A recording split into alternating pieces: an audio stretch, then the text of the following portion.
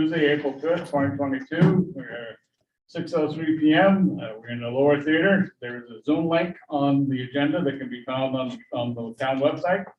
That being said, I'd like to call this meeting to order. First order of business is to approve the minutes of March 15th. They're in your packet. Motion? So moved. I'll second. Motion's been made to, and seconded to approve the minutes of March 15th. Although any further corrections, deletions, additions? Hearing none, seeing none, all those in favor would say aye. Aye. We are a little short-handed tonight. Sue is not here and Bonnie is not here, so there's just three Los Amigos here tonight, so we'll try to entertain you best we can. Additions to the agenda for routine administrative matters and or pressing matters that will require ratification at a future meeting. I have none. Anyone else? Scott? No. Okay, public comment on items not on the agenda, 3 minutes per person. I don't see any persons in the audience. Anyone on TV or would like to speak? Seeing none, we'll move along to the manager report. Thank you. I just want to give an update. We sent cemetery bids out earlier this winter and had them returned back in early March. Didn't get any submitted bids, so I called a bunch of vendors, people that had been doing projects either locally or were Walpole or other places to see if they were interested in bidding. Also talked to a couple of other people that were previously in the business to see if they would be willing to pick it up. Nobody apparently has enough staff to pick up any new business whatsoever. And so at this point, we've got two options left to us. The first option, I did talk to the previous bidder who had a contentious history with our cemetery sexton, and he is still potentially interested. He might submit something by the end of this week. The other option is we would have to go out and buy a 61-inch mower deck and bring our own crews in on a Friday and try to do it throughout the cleanup period in the summer and then through the fall, and use the contract money that we have in the budget to try to cover that with with that sort of arrangement. So unfortunately, I'm afraid we're going to see more and more of this in this upcoming cycle here. We are having less and less capacity from bidders, and bidders that are coming to the table, as we talk about other bids tonight, you're going to see prices that are higher than anticipated or even what we had originally projected with some of the increases. So it's a little bit disconcerting about where we're headed with these things, but at least wanted to let the board know we're going to have to do something. Obviously, we can't let the cemeteries go through the whole summer, but it's less than ideal to try to bring it back in-house and deal with it. Scott, how does that affect the workflow of the town crew if they have to cut cemeteries? Well, they would have to do it on Fridays, and they're not regularly scheduled, so. So we give you overtime?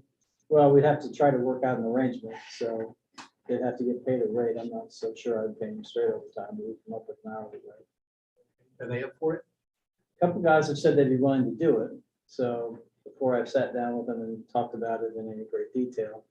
The riding mower and a trailer is probably close to 15 grand when it's all said and done.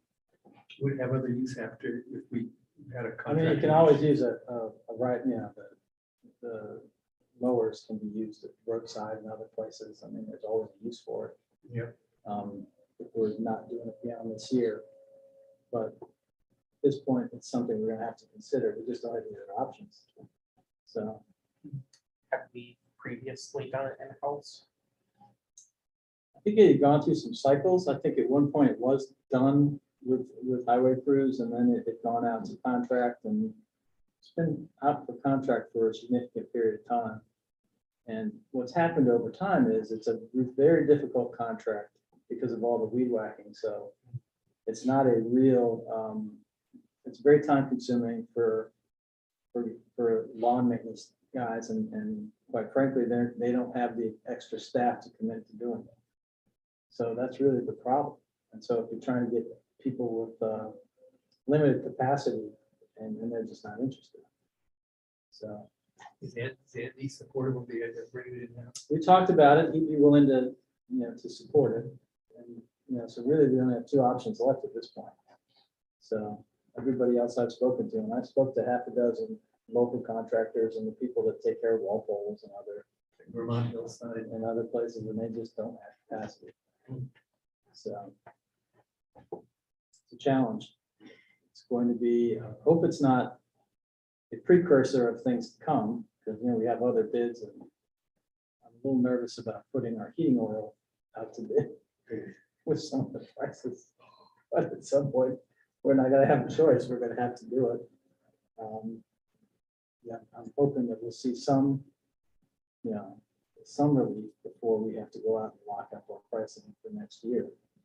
So we just sort of beat the market a little bit this year. I don't think anybody's beating the market next year. I think the market's gonna beat us a little bit. So that's just wanted to at least give you the heads up to that, because it's been a point of concern. And like I said, I've talked to Mr. Potter about what we're going to do going forward. So we'll try to work together on this, but our options are fairly limited at this point. One last question, Scott. If we were to buy the mower and the trailer, would we still be within our budget? Yeah, I'd have to work the numbers so that we would make sure that we would be within the allocation for the contract. It's the only way that it could really work. Okay. So I think we can do that and keep it, to the number. So I gave, the vendor from last year had called me and had said that he would potentially bid, and I said, well, I need something from you by the end of this week, because I have to make decisions. Because all of the mowing equipment, quite frankly, they can't get any more inventory, so we don't buy something within the next 2 weeks, they can't get anything.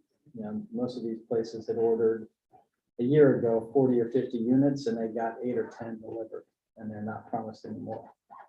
So the market is everywhere. You can just see where, supply chain. I'm not sure what other factors are involved, but be that as it may, it's impacting us. On something as mundane as mowing cemeteries. So more to come. Okay, we have a lengthy liquor license application list here, so what I'd like to do is just, I'll read them off and then ask for someone to second the motion, and if there's any questions, we'll go from there, but next item on the agenda is a meeting of liquor commissioners, and we have Donovan's for an outside consumption, a first and third class license. Vermont Country Store is a second class license. Bard Energy on Route 103, second class license. Walgreens number 19233, a second class license.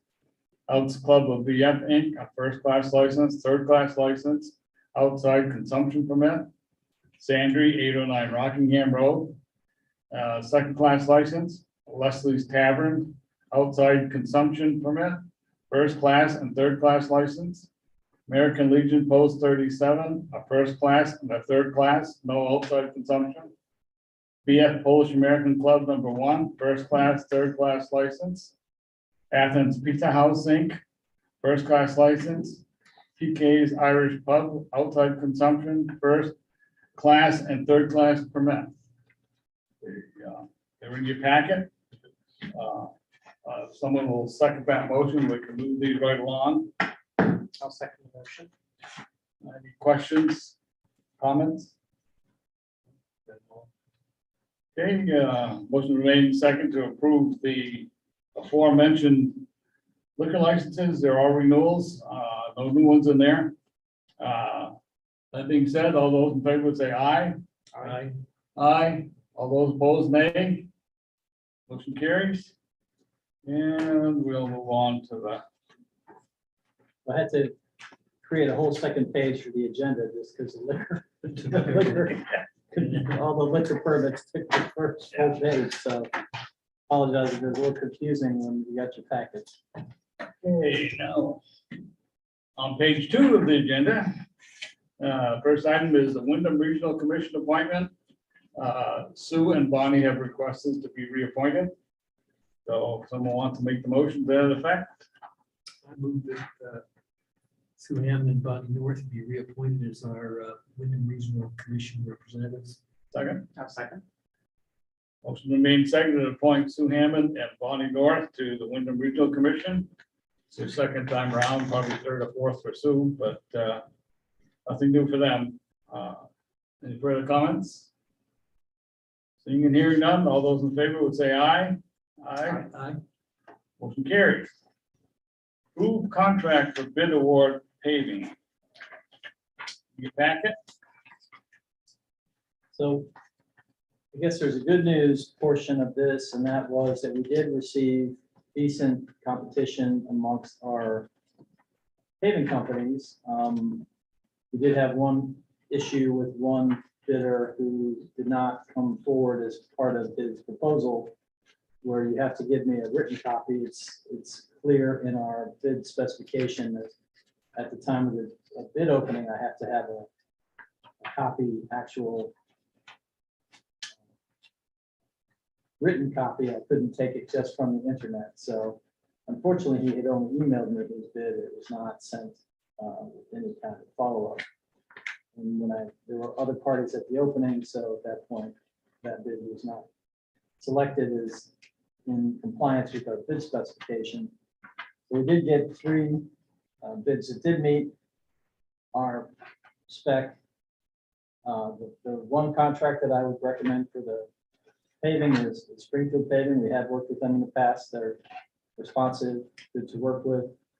Also, their pricing on asphalt was a little higher than what we had anticipated, but not catastrophically so. And in combination with the mill and pave, we're a little over budget in terms of, we had talked initially about an 850,000 total number, which you had put into your budget. We're slightly above that, but you have another item on your agenda, which is a structures grant for class 2 paving. And in talking with our folks at DOT, we are eligible this cycle for that grant. So we feel fairly positive that we will receive that money.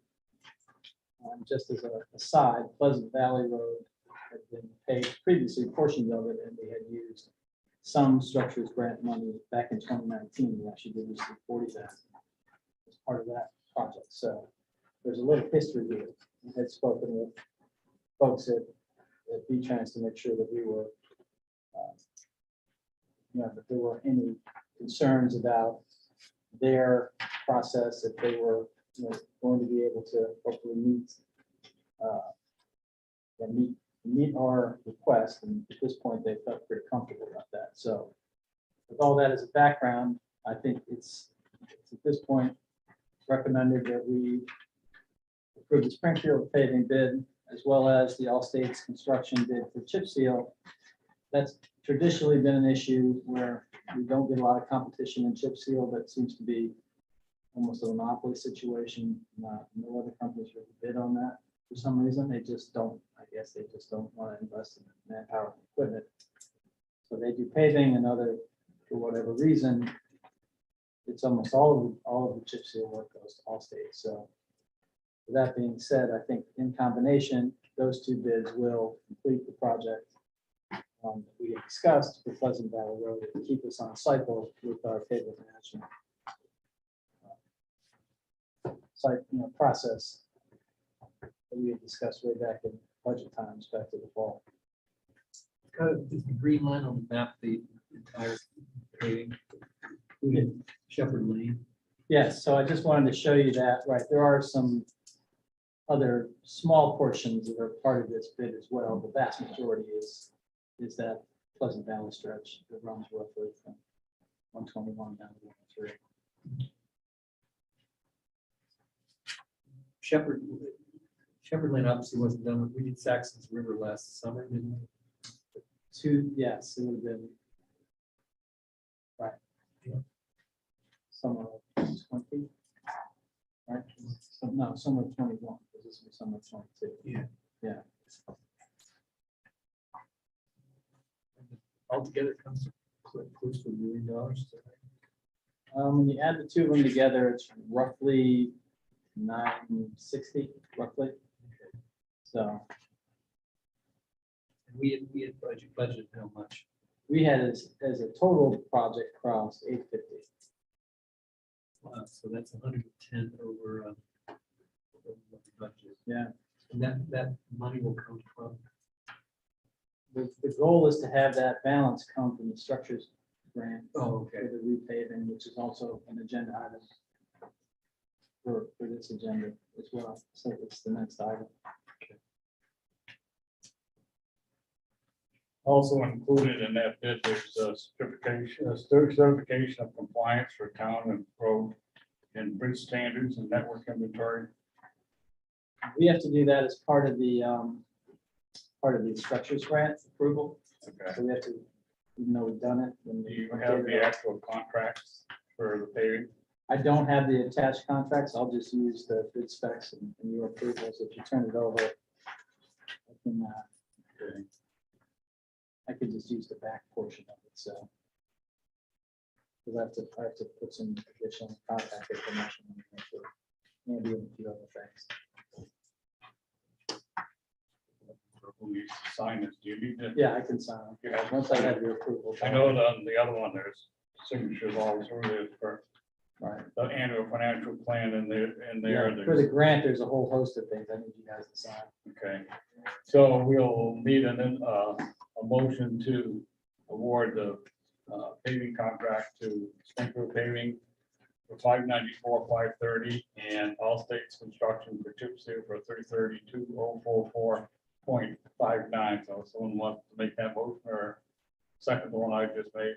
I'll second what you just made, motion made, save some time. And we'll authorize the manager to sign the appropriate documents. Give me a second. Okay. Any further questions, comments? One question, Scott, Narrows Road has been pretty funky in the past year or two. I know it's dirt, but is there a drainage problem there, or where is it just a? You've been down to the. Not recently. Yeah. I'll ask Andy about it. Okay. 'Cause I know he's been out working on some stuff already Yeah. with the weather breaking, so. I'll check with him. There. Okay, item 4 is the Vermont Town Highway Structure Grant, which Scott just went through, so that's all been adopted, so we can move along and management's been authorized to sign the documentation. Appointment to, let's move on to 5, appointments to Southern Windsor-Wyndham County Solid Waste Management District. I guess, Peter, can we just jump back, if you could, just on that particular portion on the structures grant, the one thing that TA 60 form, which is one of the attached forms to there. That one I do need just the board to approve because I have to submit that we have basically it's just authorizing that we're spending so much on our existing roads. We're doing that with your. The TA 61? So it's that annual financial plan. Yeah, TA you have 60. a copy? of it? Yeah, All so right. we can sign this one, would be great. And then the same for that road in road town, bridge standard, we've done it, I just need to do another copy to go with Yep. this. So if I can give you two guys this, then everything can go in our package for the district. Yep.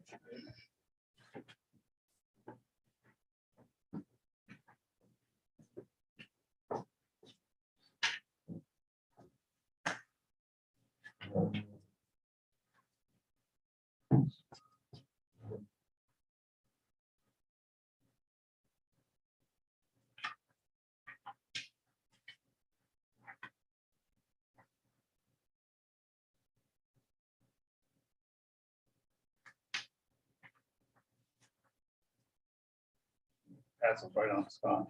That's great. I'll keep that out to them so we can get that process completed.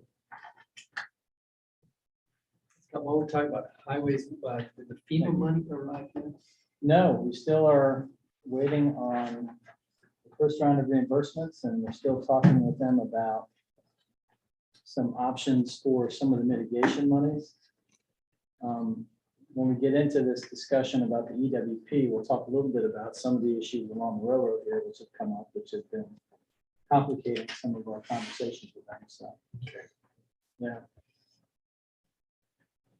Okay, appointments to the Southern Wyndham County's Solid Waste Management Program is a form in the packet. Appointing Larry White as manager and Scott Pickup as the alternate. Take a motion, So moved. Second. okay, and authorize the select board chair to sign. On here. Good, yes. Okay, further discussion? Questions? Seeing and hearing none, all those in favor would say aye. Aye. Aye.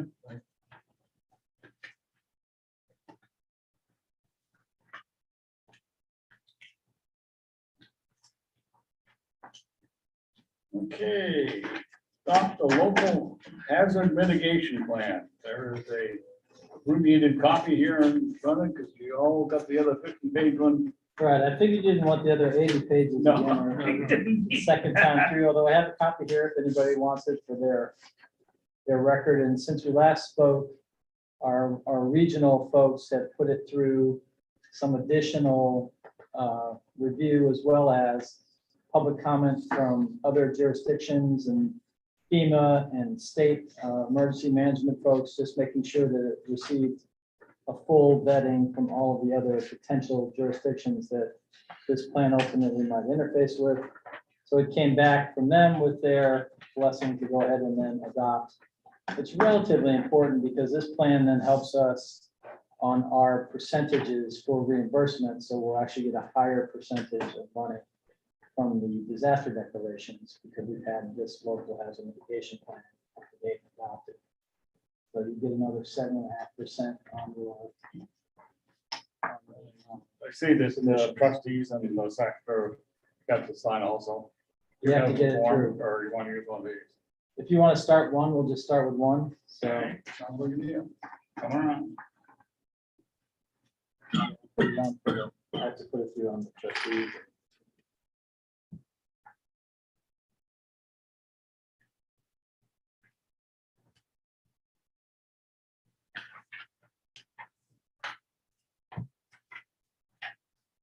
Okay, I'll give those people a few minutes to sign that.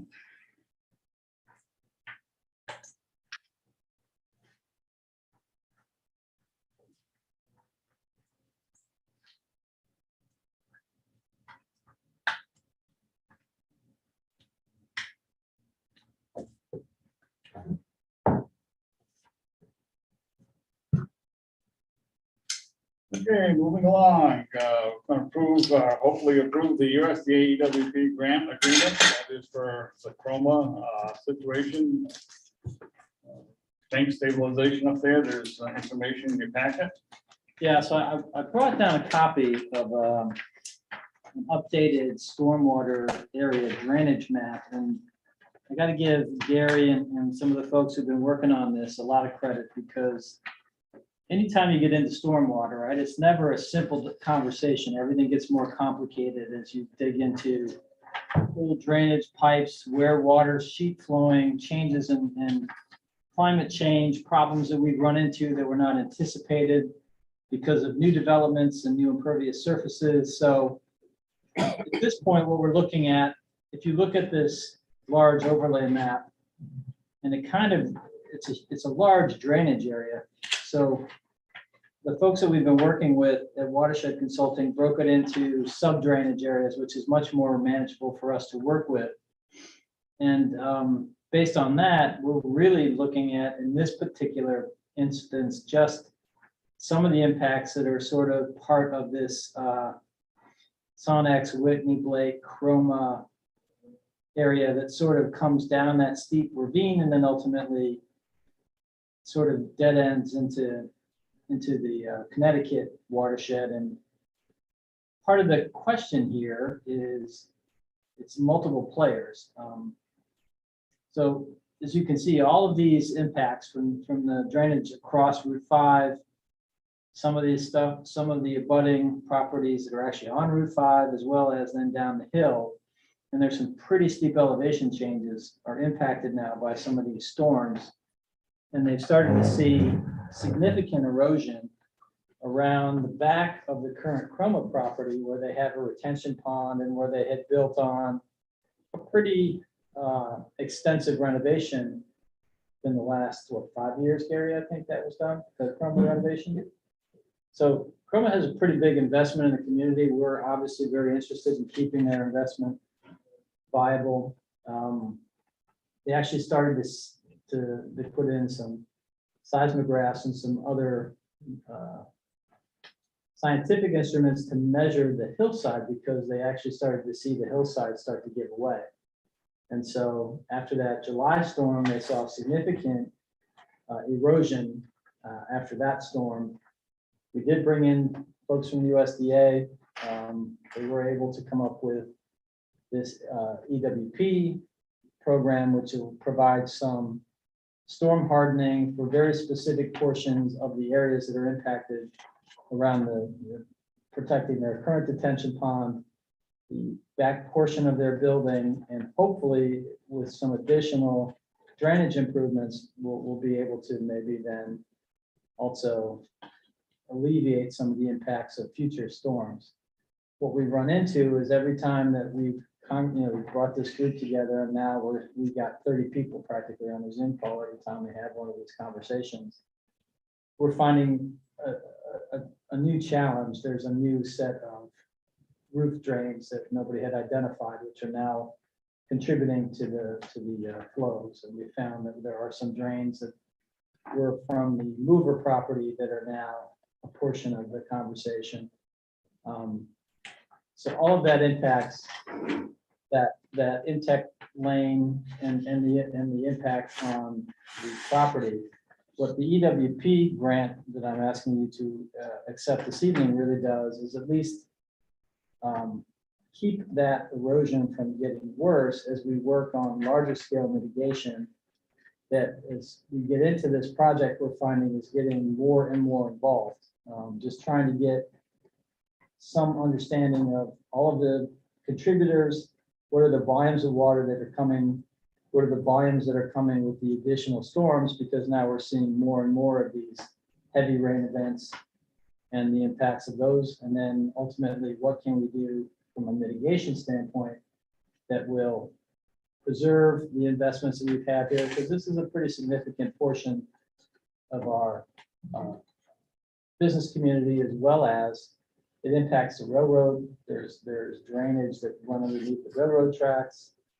During the July storm, they actually had another washout that was farther down, closer to the Spencer Drive area.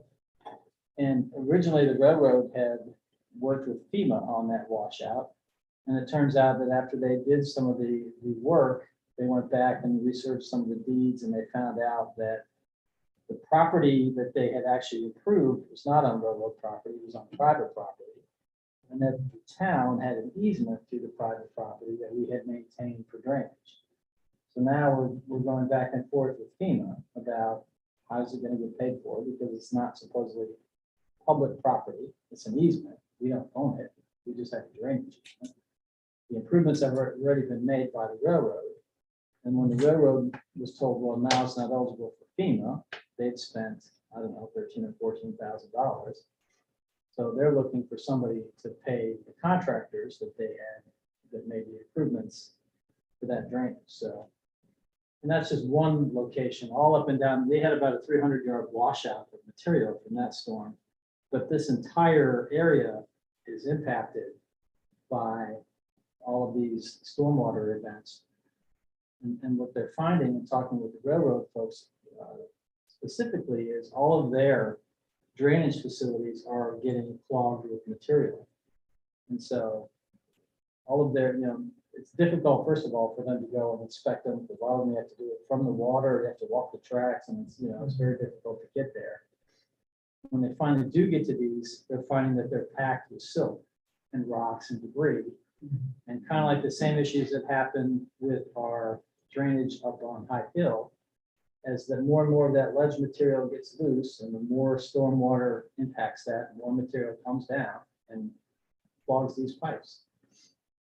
It's creating more and more washout kind of conditions. So this whole area is going to be studied.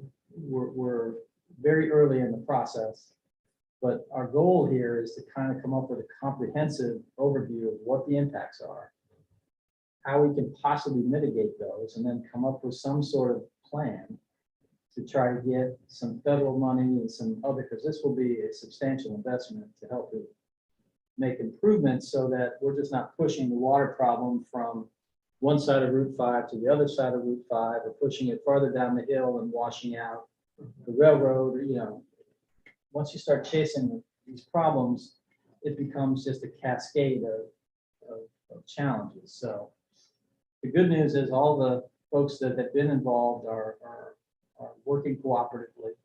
We're pursuing some other grants for additional engineering services to help us beyond what we've already started doing with the watershed consulting people, because we're going to need more specific site engineering to go through and do more analysis on outflow, outfalls, and other kinds of challenges.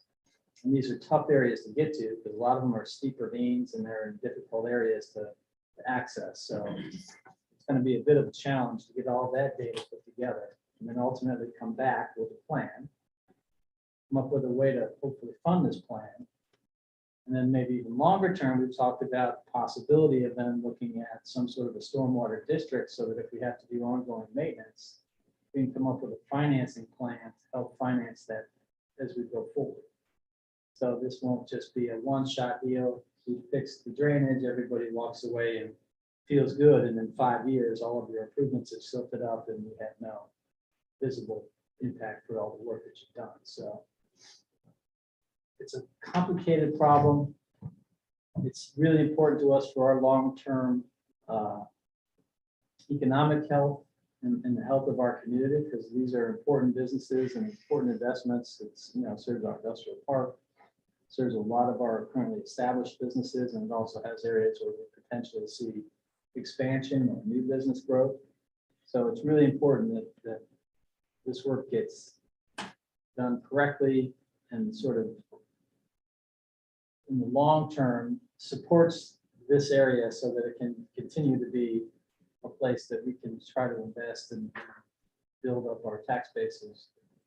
And we look forward to the next phases of whatever economic development growth might be for our community. So it's a long-winded introduction to a very small USDA grant agreement, but I wanted to give you a picture of this because it's taking up more and more of Gary's time and my time and other folks, and we just wanted to give you a heads up as to some of the things that we're looking at, and then as this becomes more defined, we'll be back talking to you about next steps, which will probably be more grant applications and working with we've had Wyndham Regional has been very helpful with this. Some of our other partners have been very involved in this as well. So this won't be the last that you hear about this, but I certainly wanted to get your bring it to your attention because I think it's going to be an area of concentration as we move forward. So, Got a couple of questions. yes, So this is Route 5 right down here, right? yes, Okay, and the railroad tracks are, all the way down where it says unknown. That's really all railroad property. Yeah. Plus the Connecticut. down here, yeah, right? Yeah. It's, yeah, this is 91 up here, is it? If you look way up on the upper corner, there are Yeah. portions that you can see. Right. Okay, and the drainage area 1, that pink shape, who owns that property? Town? Some of that's town owned. Right. Some of it impacts some private properties. We didn't draw them contiguous to ownership. We drew it more contiguous towards elevations and how the water flows. Yeah. So, And sewage district with all the people who have properties here would participate in that? Would it be? Well, the hope is that we can develop, like I said, a capital plan which will address the stormwater issues that we currently have, because a lot of the issues now are related to storms. Come up with a design that, that will hopefully resolve those problems and then get some federal money to help us implement that.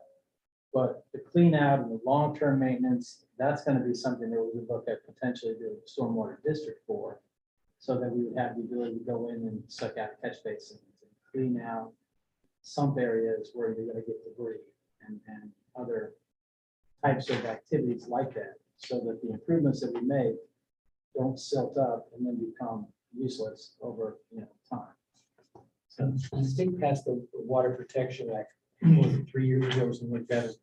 That affects how many non-porous surfaces you can construct. Well, this is not even part of that process to go back through stormwater permitting. This is just looking at the entire area in a more holistic approach and comprehensively, because each of the individual parcels will still have to get their stormwater permits, and there are requirements for them.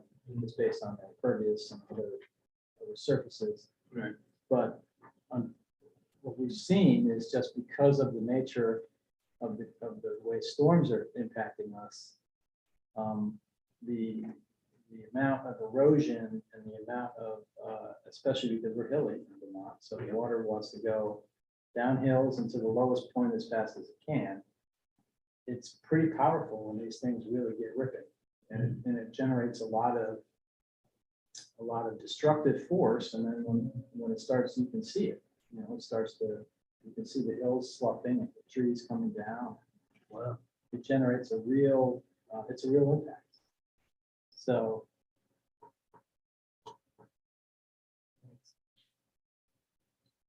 So, I guess a lot of these properties are probably grandfathered in with, drainage that is not up to any kind of, anywhere near any modern day standard. Some were done before the current permitting process. Most do have some sort of stormwater permitting. And as these come up for renewal, you're gonna see more and more, they're gonna have to be more retro work and more improvements in order to get permits. Especially if they have large amounts of impervious. That's gonna be a big part of this whole process. So a lot of people will be required to do upgrades. It's likely. The way that the law is written, I think there's going to be more, I think that the property owners are going to be required to do more to try to lessen the impact of these impervious surfaces. So in some cases, they'll be able to do it on property, and in some other cases, they might have to do other modifications. It's really going to be a mix of those kind of improvements. Some of them might try green infrastructure, where they do rain gardens, or they do swales, and they do other types of things. So it's hard for me to tell you a hard and fast for each owner, but I can tell you that the attention that's going to be paid to this going forward is, I think, why a lot of these businesses are participating now, is because they can see these things as it progresses, and they want to be part of this conversation now, because it's not gonna go away.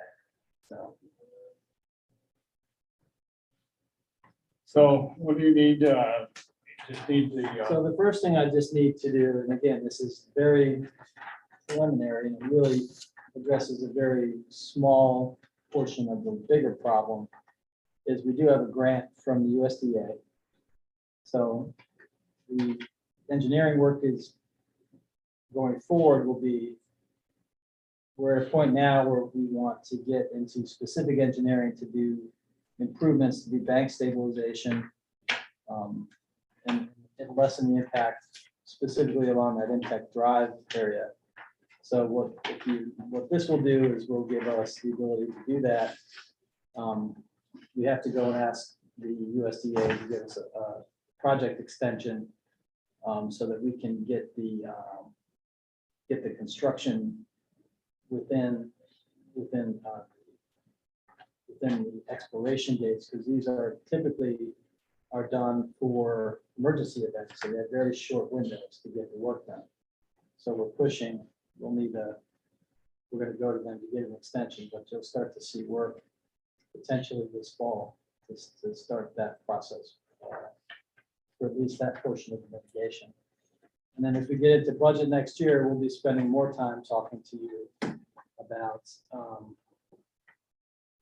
what the next steps are in the watershed. So I'll be back probably with watershed consulting and Gary with a more comprehensive approach as to what we've discovered since we last talked about this and sort of the next phase of what we're going to do to start looking at the mitigation and what options might be available to us for support. So in this project, the federal portion is 224,000, roughly 225,000. And there is a local share, depending upon the size of the actual project. We'll use some of our funds to fund some of these improvements, but we don't have a contract yet, so I really don't know what our total cost will be. But they're projecting a total project cost of 292,646. So the feds will be in for about 225, and the local could be in for as much as 67,000. So we'll let you know as it progresses. So we need to, you're saying that the town portion is gonna be 67,000? If we spend the full 292, which we don't know at this point, Peter, because we haven't put the project into a 60% construction document yet, so I don't really have an estimate yet on bids. This is just a takeoff number. Okay, we need a motion to approve the USDA agreement and authorize the manager to sign said document. So moved. We made second to approve the USDA document in regard to drainage issues up in the industrial park. And authorize the manager to sign the document. Any questions? Seeing none, all those in favor would say aye. Aye. Aye. All those opposed, nay. Motion carries. Okay, now we're down to resolutions for grants and funding program requests. We have two recreation trails program for 30,000 and a community funding request for the train station in the amount of $1.8 million. Right, so I guess we'll do them in order. So the trails grant, and I attached just sort of a sketch of that next phase of the work. So it's really sort of the extension from the kiosk area down along past the sewage treatment plant, down, I guess, towards the Callister properties. So it will be that section there that you can sort of see extension of that existing trail. That's really what we're trying to do. So you can see the green dots, which is the existing, and then we'll be going from those green dots basically down towards where you see that private property. And that'll be the next phase of hopefully this project going forward. So there was a grant that was, wasn't Peter Bergson involved in this project? He's been, as part of this, the Conservation Commission has looked at this. So they were in support. Was there a bid for $110,000? It was rather a grant application that was denied. Know that. Yeah, so that was the URSA grant a couple of months ago, and so this is the phases. So Scott provided a map that shows this Yep. first phase. So it's about a third of that $110,000. Right. All right, it was same vendor, the guy that's. But Peter obtained some other bids also that for lower cost to get this done within the grant amount, this phase. Okay. So basically it goes around the wastewater treatment plant and ends where the fence, that's the southern fence of the wastewater treatment plant. Okay, and does the Do we have a easement through the McAllister land? Yes. It's not us, it was written to the Historical Society, but it is for a trail. The easement qualifies for Department of Parks and So it's a smaller bite of that same apple, but hopefully it'll create some additional. Every extension creates more interest and hopefully more use and more opportunity then to keep pushing as we go. Yep. And would the town ever, the McAllister land has a pretty big tax bill hanging out over it. Is there any, would the town ever put that up for kind of the tax down? It gives them like $28,000 in taxes. It was put up a while ago, and then it's just nothing ever returned. Nobody bid on it. So it just sits there. Okay, so the town, will it be put up again for tax sale this time? I think it's on the list if I Yeah. remember It correctly. probably is. Okay. Right. So there's a recommended motion there. Somebody wants to make it. And we can discuss the funding request and no one has any questions for the 1.8 million for. Excuse me. That's great. Well, the only thing I noticed about the one for the bike trail, there's a local match, but work that we've already done covers a majority of that. Right, we're not asking for additional money. We think that within some of the, again, Peter's reworked some of these numbers with some vendors and with some of our previous work, we think that we can get this done with just the amount that we're asking for in the project grant itself. Motion to approve the filing, application of the Recreational Trails Program grant for the continuation of the Saxons River Valley Trail from the north end wastewater treatment plant entrance, continuing for 590 feet, and agree to the 20% matching funds. Here, a second. I second. Made a second. Any further discussion? Hearing none, all those in favor would say aye. Aye. All those opposed, nay. Motion carries. And the second is, there's no motion to approve anything. I guess it's just a, It's more for informational purposes. Just a 'cause grant. This is going to, again, the congressional process for requests. They don't call them earmarks anymore. They call them community project funding requests because earmarks have a negative connotation, but they are the old traditional earmarks, which are specific appropriations in specific places for specific projects. So the congressman does have his current this round, so to speak, of request time is available.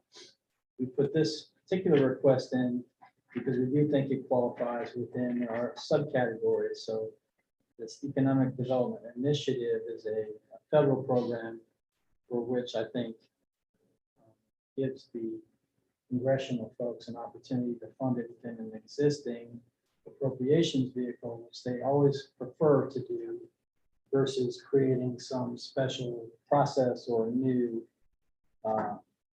process, which tends to be more difficult for them to approve. So basically what we're asking for is another portion of that funding stack. We've already started with our first phase of the project where we did get local approval. And we're working on the USDA portion, and this would be then a good chunk of the actual construction that would be part of the station renovation, the shed platform we talked about, bringing it back to historical standard, developing the inside so it could be potentially reused with a vendor of some sort. It has not been determined who or what that might be. So I know people are always saying to us, well, you're just doing it for a restaurant. I've always been consistent telling people that's an option, but not the only option. And certainly once the space is updated and renovated, then we can look at a host of options that might be available for that use. So I think people feel there's still options within our space once we're that far along. And do we close on the train station in July? Is that right? That is the goal, is we've been working on the purchase and sale agreement. It's been going back and forth. As traditionally these things do, with tweaks of language and various things. It's not ready yet to come back for this board's approval. I'm hoping to have it sometime in May, that you can at least digest it and we can have it for approval. So At that point, maintenance for the structure comes to us. once, if it's executed and right, we consummate the sale, then we'll become on. We'll be the owners, so we'll let the owners at that point, so. So it's part of this larger funding stack that, again, there's multiple pieces to the station itself. And we're still working through the timing of all these various different pieces because the Amtrak has a certain date, the ADA has a certain date. The Northern Borders, which is the NVRC, that's a separate process. So you'll be seeing us periodically coming back to you with these other pieces that ultimately, once you stack it all together, gets us close to that feasibility report number, which is about a $4 million renovation. So it's, another step along the way. This is more for your basic input and just information. It's really, there's no necessary action on the board's part this evening. We're asking for that type of money. It's like the board to be aware. So if you have conversations with staff members or people in the community, so you have some understanding that we're in the process and very engaged and hopeful that maybe on this round we might be successful with being able to work. So Thanks to you and Barry for all your work on this. Really, it's a big undertaking, has a tremendous value for the future. Thank you. yeah, there's lots of moving pieces and parts to this. Gary does a great job of keeping it all up to date, and we schedule lots of Zoom calls, and you got to touch a lot of people. Yeah. 3-minute chess game. Yeah, he's got this crazy chart on his wall that he's trying to figure out dates and what various grants are due when, and it's really, when you look at it, it looks like some sort of crazy person who's written stuff all over the place, but it's a roadmap to him. It makes sense. So we just keep following along it, see where it goes. So the $600,000 it says here, town taxes, general fund, small grants, capital campaign share, 600,000. If everything, Peter, came in at those numbers, right, which is, again, these are all sort of working numbers. There is probably, our goal is to make that money disappear as we go through these various grant programs. So a lot of these numbers that you see here are just placeholder numbers. Right? Yeah. We're gonna meet with the Northern Borders folks this week and see, there might be more money involved in things, so you'll see that kind of go up and down. It's going to shift all over. Right. Okay.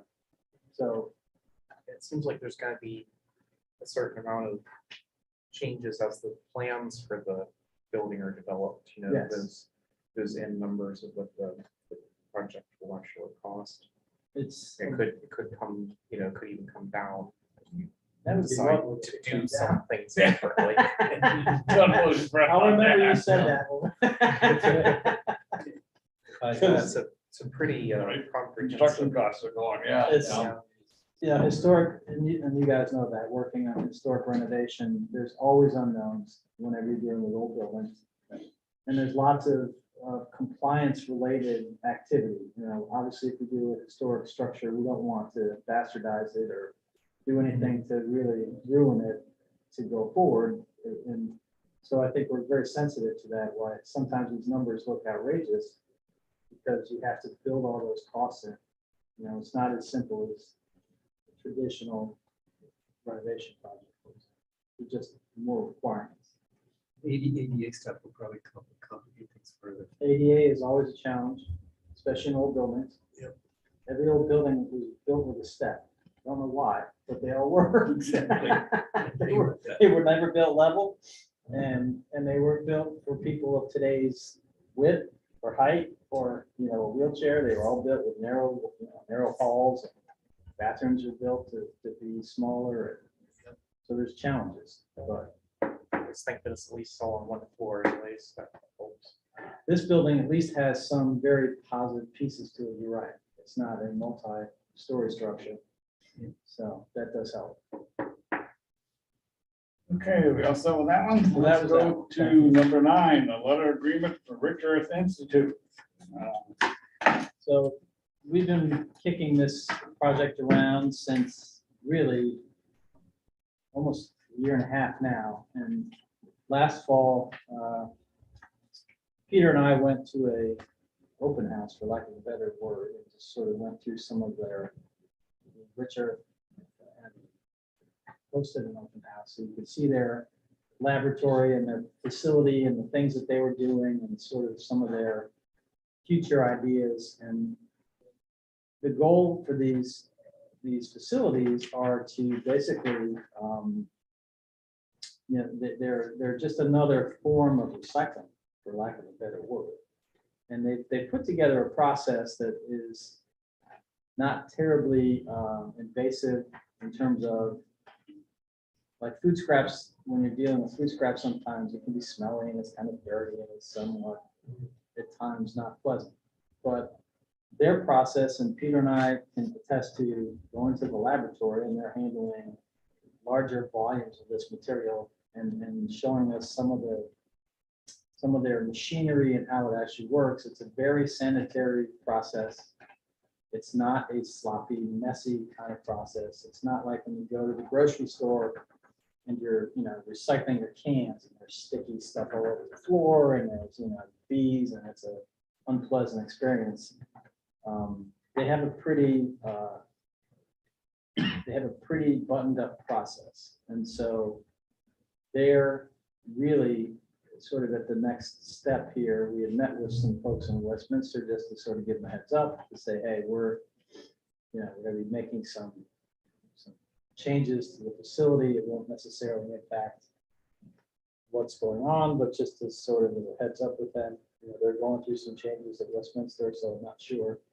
We might have to go back at some point just to touch base again, but at least for now, we've at least gone through the initial conversation.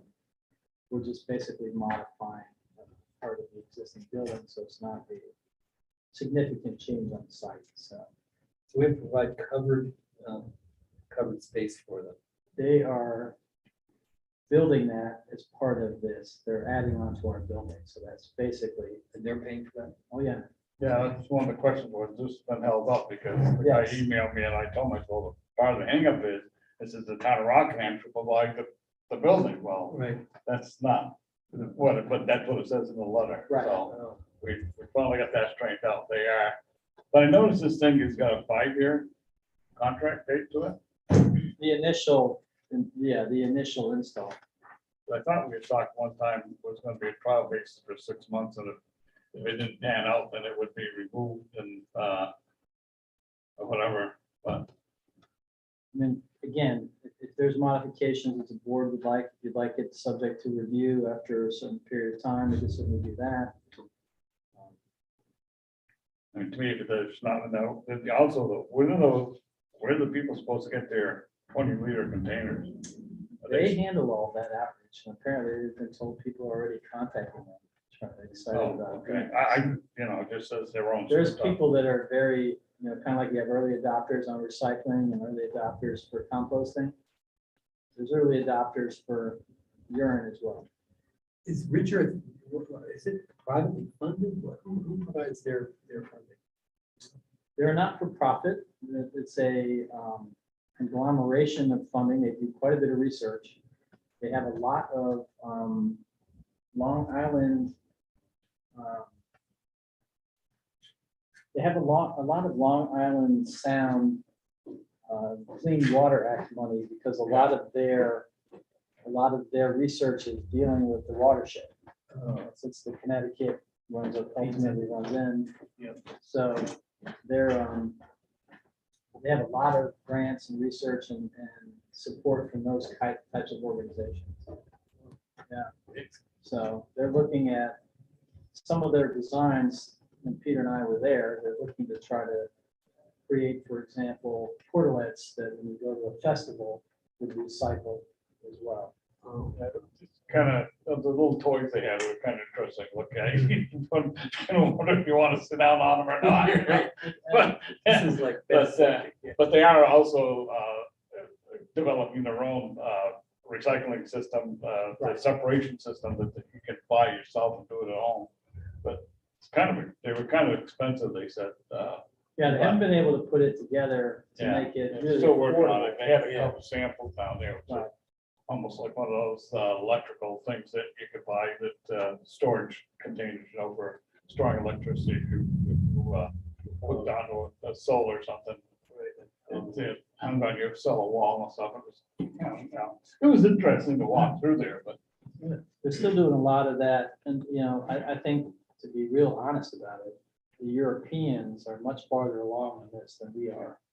We're sort of at the baby stages. They're well far into this. It's not unusual. It's just people, it's, you know, that being said, we need a motion to yes. have approve the letter of agreement and have the manager sign the document. Someone makes that motion. I move that we approve the memo of understanding, Yeah, you can just call it the letter agreement. the letter agreement presented by the town manager and authorize his moving forward with the project. We have a second? I'll second.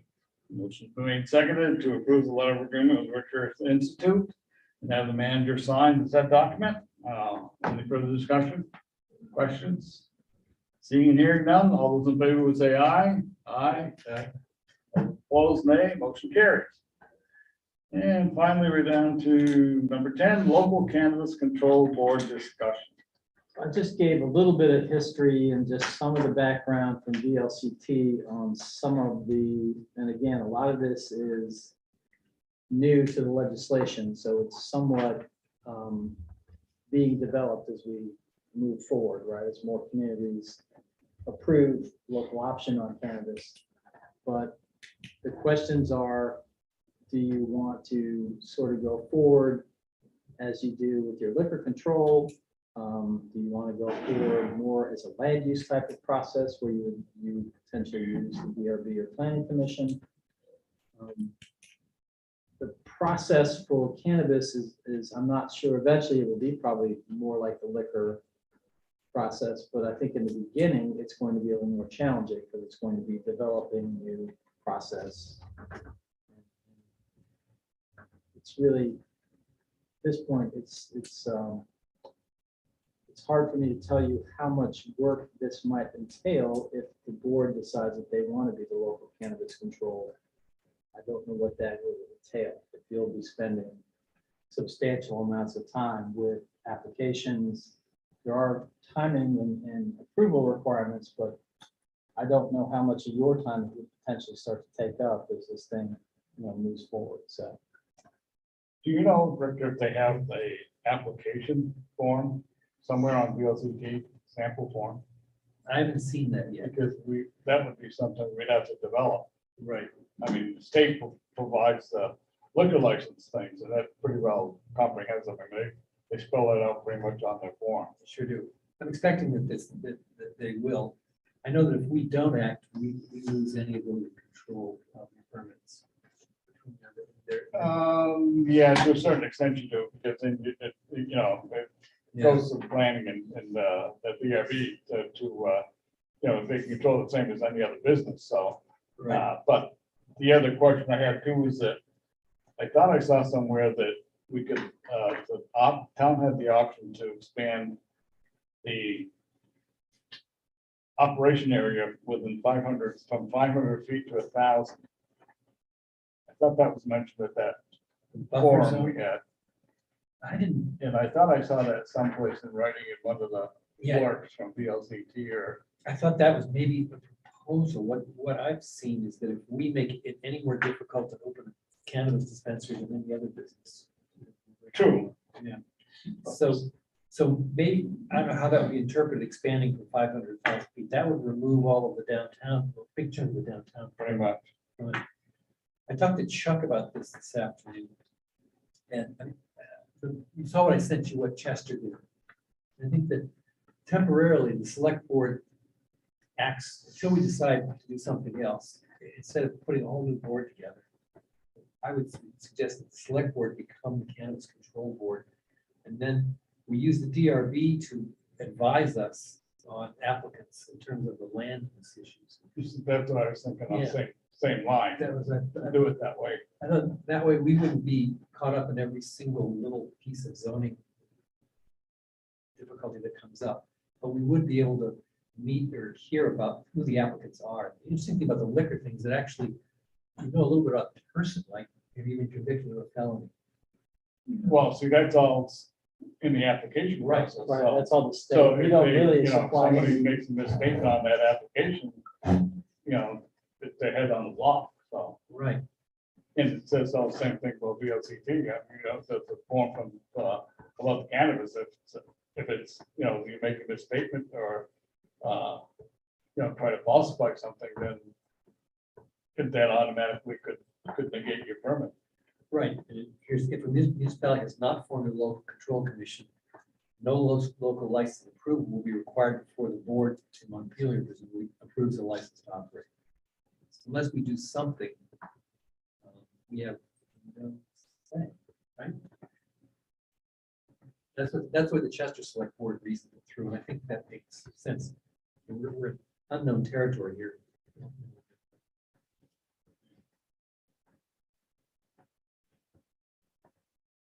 I'm still confused about how different this is than the liquor control.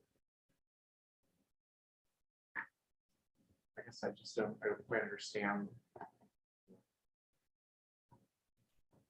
Well, I guess the biggest challenge that I see, Elijah, is liquor control has a pretty established administrative process, right? So there's a whole, like Peter had said, there's a validation process for the licensee, there's a whole state review and enforcement process, there's a whole state application and local approval process. All of that's pretty well established and sort of settled law, so to speak.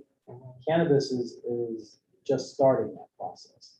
So it's my assumption is that eventually it will become pretty much the same process that you're doing for liquor control issues. It will just become a standard application, you work your way through it. But at the moment, as Rick pointed out, it's really not settled. So it's somewhat up in the air. We do have some authority, but how that gets reviewed by this board, and then there are, at this point, as Peter pointed out, there are no adopted processes really in place. Now, they haven't even settled yet on exactly what we could potentially charge an applicant for a fee, so it's still being hashed out, some of those basic administrative functions, but There's also a tension that Chuck sees, at least I saw in our conversation, that we want to attract shoppers to downtown area. But we don't want them taking up every single every parking space and sort of overwhelming. In other places, down in Amherst, Massachusetts, they have or Northampton, they have a cop out there every day just to direct the cars. I don't think we'll be getting that kind of one. I know we won't, but still. And then it's, do we want to attract the shoppers? That's one of the reasons I think we want to approve this. But for parking and access, having it out of town, on Route 5 somewhere would be more less parking. Yes. Yeah, true. But my opposition to this whole marijuana thing is, number one, is that the town doesn't get any funds, and now the state, the latest blurb I saw, that you could charge up to $100 for a license, but then the state's taking a cut of that too, so you're not gonna get full $100.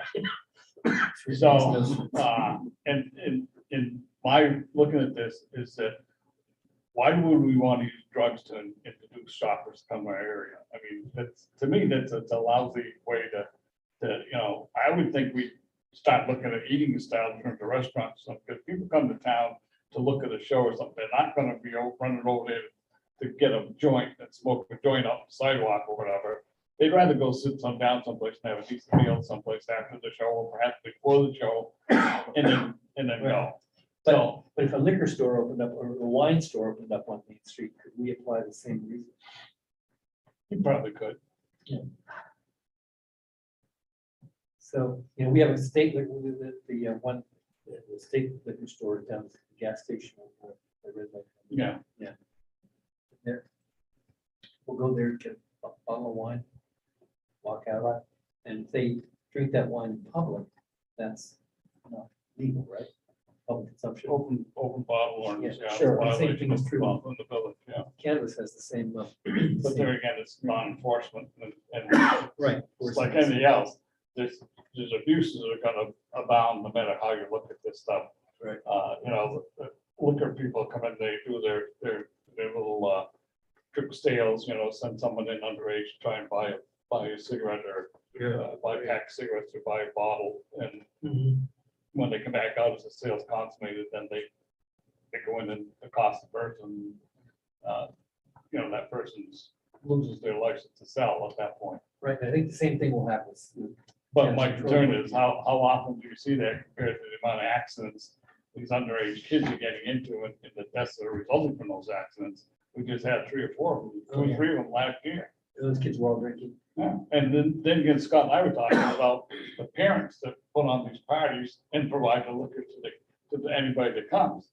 I mean, you see that everywhere you go. It's not just here. It's everywhere. Oh, yeah. And it's just amazing that people still do that. I mean, it's just, I don't know, maybe I have a different.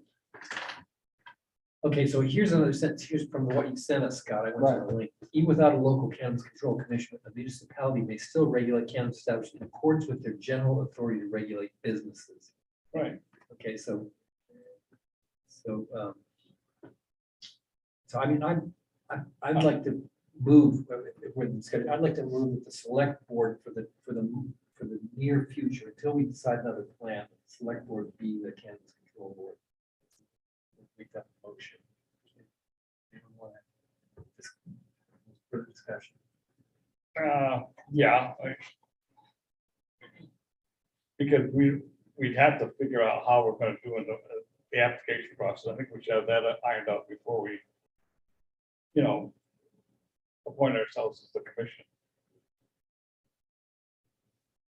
Do you know that we're getting these telephone inquiries from prospective cannabis establishments? I haven't received anything formal from anyone, but I fielded a couple, and I think, I don't know, Gary, have you received any inquiries from cannabis retailers? Yes, Yeah. a couple of folks looking to rent some of the storefront, some of the commercial spaces we have in town in order to open a cannabis retail. So the local commission may also deny, suspend, or revoke a local control license if it violates conditions placed on the license. Local commissions must inform the board of such action. So if we don't have a commission in place, the public sale happens in October. Right, and the licensing is May. I think the license is going to start being issued sometime May or June. They'll have to do that to be able to open in October. Right. I would assume that you'll have something coming here fairly soon. Yeah, so we don't have a, I mean, I'm just thinking that for the immediate, it's coming at us unless we have, we can decide, the select board can decide to move it somewhere else if we don't like that. But I think we should have something in place. I think that's what the Chester Select Board reason too. You gotta have something in place, or else you lose the ability to, revoke their license if they're not doing what they said they would. Yeah, there's the violation aspect to that, if they violate even the liquor at the Cannabis Control Board from the state, they can revoke the license. But so can we if we have a commission. We can also do it without a commission. How so? Well, I suppose what I could do is ask Chuck to update, because we do have permits for business, right, when they apply for various businesses. And I suppose what I could ask him is if he could just put together a generic application that might apply for cannabis, and I'll bring it to you at your next meeting, and then you can sort of have that as part of the discussion about having a board, so at least you'd have something to physically, Yeah, right, sort of incorporate into the conversation. So I think we could probably do that and have that available to you for your next meeting. If you wanted to just continue this conversation, and we could have it on for your next meeting for all right. consideration. I mean, I, you know, I feel like I would like to think about it a little more. because it does say even without a local cannabis control commission, a municipality may still regulate cannabis establishments in accordance with their general authority to regulate businesses. The thing is that it does, if you form a commission, it says the local control commission requires a license. Now, that's where the hang up or perhaps the impediment should show. A cannabis establishment, they have to obtain a local permit before they can apply for the state one. Right, but if we So don't, that's if we don't have a cannabis control commission, then they don't have to do anything. right. You don't have to do that. And we lose, you know, ability to manage it in some way. They can bypass us. Well, I think maybe Scott's on to the right thing. We table this one now and bring it up either next meeting or it comes back to us with some sort of a, Yeah, I'll do some work on the VLCT end, and I'll have Chuck do some work on our local I mean, they made it. permitting and see if we I don't can know come if up they with have a. that now, but- Yeah, VLCT has a sample application that local Right, commissions can use. That right. we can just do it the way we do the liquor license. Yeah, and then if we all agree that's what we want to use, and Right. we can do it then. So, yeah, let's, you know. Yeah, with 2 weeks doesn't really make it. No, a No, no, we've difference. we've got probably a month So- or more to worry about it. I have no objection to us being the board, but let's not, you know, let's make sure we're going in the right direction before we jump into the pot and find out, oh, Yeah, we're in over our heads here. We got too much going on. We don't need to deal with this at the same time. Yeah, but not to decide is to decide. So, Eventually, you'll have an applicant of some sort. Yep. Whether we have it local or it goes to Montpelier, and my guess Yeah. is we'll see something. so, yeah, but we probably definitely should decide something soon, but just not right now. right now, let's have Scott, see if we can find I'll work something on some stuff. somewhere I'll bring some that stuff I back can't to believe PLC hasn't got some sort of a sample by now. They may still be there. They're sitting back waiting for the control board to make I the think they've rules. been looking for Stepping on, you. Yeah, Because I couldn't, I was just Googling could- right now, and I they couldn't could find a double up, license. you know. that yeah, I could think delay Betsy, things. Betsy had a question online, if you had a minute. Oh, yeah. Hi there. Yeah. Can you hear me okay? Yes. Yeah, I just wanted to mention, I know there were 2 or 3 people at the public meetings that were interested in being on a local cannabis board as well. So I'm not sure how that would work if they join the select board or the select board starts and then, you know, you get members to kind of fill your own seats but just wanted to make sure you remembered that there were, I believe at least 3 people said they were interested. it does allow us to do that, to have public on there. It's just a matter of how big a commission do you want to go? I mean, but sometimes more is more unwieldy than less. Which is why, as Rick was saying, it should be a select board, because there's only the 5 of us generally. That's not saying that those people that are interested can't come and voice their opinions on an application, if that's what you're trying to get across. But to have 8 or 10 people on a commission, I think it's going to get so unwieldy that, you know, it could get lost in the transition, I think, somewhere. And Betsy, we've got everyone, September 1st, 2022, license application of retailers can be accepted. So we've got time. Yeah. We've got time. I mean, we can, when we get the full board back, I think maybe we should just poll. I know Bonnie mentioned that she agreed with the select board being the thing, but it could be a combination of 2 or 3 select board members and, you know, a couple of public. Yeah. I don't think you'd want to go over 5, my opinion. Thank you. I'm not interested. I just remembered there was a couple of people interested, just in Mhm. case Yeah. the board had, concerns about being that role. So, thank you. Okay. We're through the agenda pretty much, but Scott has mentioned that we may have a executive session for a real estate discussion. If the board is willing to entertain it, we're almost done tonight and it's 7:20, so I've it got shouldn't one, take very long. sorry, I don't know where this should go on the agenda, but I wanted to hear about where we are on the special meeting for the Australian ballot town meeting thing. Well, we should probably go into the business at this point, but yeah. Okay, whenever you think it's appropriate.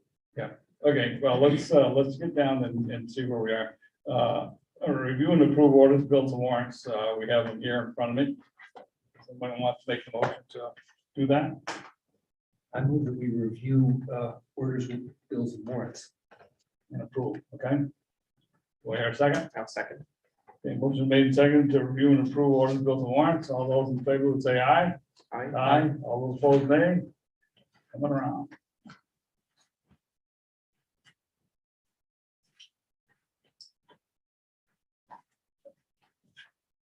Okay, agenda items for the April 19th meeting. If you want to put that executive session item on for that meeting, if we decide anything Yeah. on this tonight. Yeah, we'll probably need to have All everybody right, so here. why don't we just, we'll We just can just right in hold this it. real estate. Yeah, Do you have anything else? Anything else? we'll have kind of Finances. this discussion, we'll have financials. What's something, what was it? Earmark for stormwater. The earmark for stormwater. I thought there was a planning grant that we had to talk about at that meeting, or is that? Maybe we already. I think we might be done with that one. Yeah, Northern Borders letter of intent, but it's Right. not an application. Okay. Well, there's time between now and then for additions. Okay.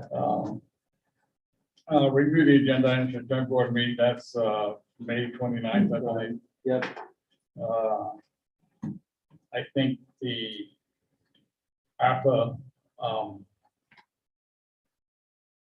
explanation will be coming out then, if I'm not mistaken. Right. So that'll be an update on where we are and where it's gonna go. We do have the next public meeting coming up April 13th. and then So, we'll have- right, April 13th, we'll decide that, and then everybody, the public portion will be over by then, and then we'll update after Cambion goes through and filters out all the projects there, and as to how we're gonna do it. We have a pre-filter already that's gonna be going up for the 14th, the 13th of April. All right, and we make the final decision. The boards do, yes. Oh, yeah, this is really guidance. I mean, this is really a chance for the public Oh, to get yeah. guidance and input, and ultimately, any appropriation decision of any type is up to the board, 100%. The ARP meeting is taking place here at what time on the 13th? I believe it was 5:30. I think it was 5:30, I thought I In saw this- it in this room, yeah. in the Yes, thing there on the email I got today. yeah. Okay, other business. You wanted, go ahead. I don't have anything. No, just the question of the Australian ballot. Yeah, I think we need to figure out whether we want to go ahead with one, or, and if that's the case, then we need to start figuring out when we can plan it. Now, the village has their budget, or the village meeting comes up in May. When is that, Scott? We wouldn't want to run into that. Yeah, I think the meeting, Peter, we might be doing the 10th, and I think the budget vote's like the 17th. Okay. So, So we could maybe target date that June, somewhere the first part of June. For that, Whole meeting. because it has to be, it can't be any more than 40, but not less than 30 days. You gotta put the warning out. yeah, and you have a meeting scheduled June the 7th, which is the first Tuesday in June. What's the first Monday in June? First Monday, June is, It's the first is actually a Wednesday. Yeah, so Okay, so it'll be like the 5th maybe? Or 6th is if you're it? looking for a Monday, Yeah, that would be the 6th. And then you have a Yeah, regular scheduled so- select board meeting on Yeah, that Tuesday, the that's okay. 7th. so if we were on the schedule for the 6th. Doesn't have to be June, I mean.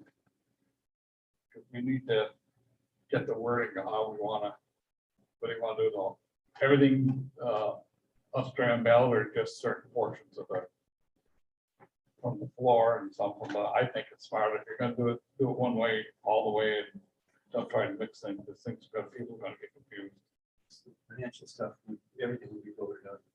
Australian ballot. That's what I was thinking, so then we just have to straighten out with the library, how they wanna run their warning article, whether they want just have it like it is now, where they propose a budget of X 500,000, then only 400,000 is funded by the town. You know, not necessarily quote specific numbers, but just to have the budget and have the town fund a certain a percentage or a certain amount of it. They have said that they're trying to keep it, within reason, so. But sometimes if the carrot's out there, they may go for the whole ball of wax, and if you open it up to completely fund whatever they want, then you go all over the place with that thing. You don't know where you're gonna end up. So I think having that caveat of being able to control how much tax, the select board wants to fund the library, and the rest of it, they'd have to, as it is now, they'd have to, come up with their own funding for the balance. This year was only like $12,000 difference they had to come up with, so. Yeah, that was. Right, so. So there's a lot of opinion out there that you're gonna lose the winning town meeting ethos. Yeah. Back and forth and, Oh, yeah, like, that's, direct democracy and all that. see, that's why if we were to maybe schedule it in, say, July and have the informational meeting in June, and that would give people a chance to get in. I mean, they can't tell us what they want to put in the budget. That's what we're elected. Right. So they can make suggestions of, increase, decreasing, whatever, but eventually it's got, when we get together and start figuring out the budget in November, and December, that's where you're gonna, the tire's gonna meet the road, so.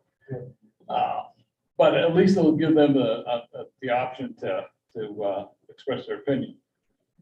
And it'll be similar to a town meeting, but they won't be able to amend any articles if you go Australian ballot. Right.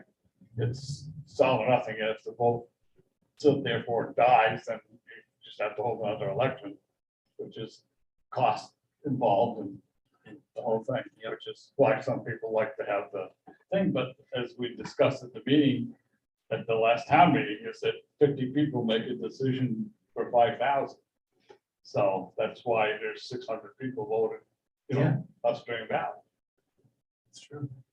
And unless there's really contentious items or issues that particular year, there's not a real big issue that comes out, and there's not a lot of people that come out of the woodwork to vote. I mean, Yeah. if you do it on the same time you're doing a national election of some sort, then you might get a lot of people, a lot of turnout, maybe 1,500 or something like that. But the average has been under 1,000. I've never seen it go over that except for national or presidential election or something like that. The highway engineer salary vote 2 years ago never happened before. Yeah, well, that was disputed, but then, we cut it out, the select board cut it out of the budget, and they wanted to put it back in. Mhm. So it was voted to put back in, but, they couldn't tell us that that's where you're gonna put it. They can tell us they want to put $119,500 back in the budget, but they can't say, you go up and hire a new person. So we, we could take the money and put it into a paving or something, and not, but. So, or like, somebody wants to slash some of the service funding for some godforsaken reason. I know it's starting to get up there, because I know we had it down around the 70,000 mark at one point. And now it's almost up to 100. I've seen it go as high as 120.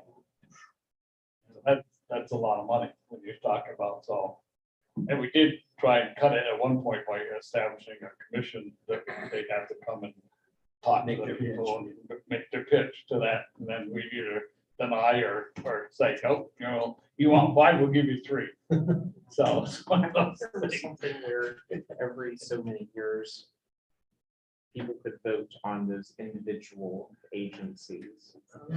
Goes up at 5, if I remember. We did that once, that we spent about 30 of them, I think, like a 3-page warning, because they had, everybody voted in. That's why they switched to every so many, 5 years, I think you vote individual, and then the only other one that comes up is if someone is petitioning for more funding than they're getting currently.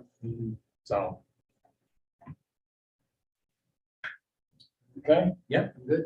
All right, we can discuss that further when the other 2 board members are here and get what their feelings are as far as the date goes. So, you have any other business? Okay, shall we move into this executive session for about a 15-minute deal? It's quick. Okay. I move to the board into executive session to discuss negotiating and securing real estate purchase or lease options pursuant to Title I, Section 313A, parentheses 2. That's all we need. So if someone wants to second that. Second. Okay, we are in the executive session. You want to Give me a minute. So close out? we are not expected to come back into public session. We're not going to make any No, there's no decisions. decision. So, No decision will be made. This is just a discussion. correct. So thank you for the folks on Zoom. We'll be ending that portion of the meeting. Record.